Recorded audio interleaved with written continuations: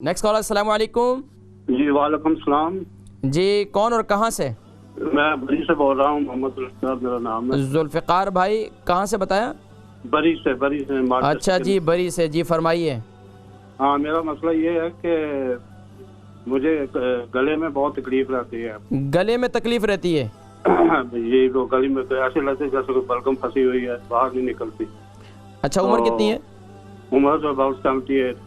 78। तो खांसी भी होती है उसके साथ?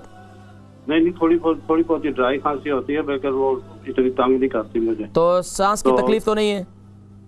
सुबह से लेकर 12 बजे तक ठीक रहता हूँ। उसके बाद जब खाना खा लेता हूँ, उसके बाद फिर ये ऐसे है जैसे कोई वजन होता है गले में, तो वो हर वक्त तो मतलब अभी उसको हटाने की कोशिश करता हूँ, तो वो आप देखिए, मैं इंशाल्लाह जिक्र करता हूँ, ठीक है। ये जुल्फ़िकार साहब हमारे बरी से गले में तकलीफ़ रहती है, बलगम इंतहाई तकलीफ़ दे होता है, बलगम उठता नहीं है, सुबह से शाम तक ठीक रहता हूँ, उसके बाद जो है मेरी तकलीफ़ ये बढ़ जाती है। देखिए, जिनको भी बलगम की इंतहाई शिकायत रहती है, जैसे कि आज भी मैंने जिक्र किया, जो मैंने नुस्खा शुरू में बताया उसे इस्तेमाल करें।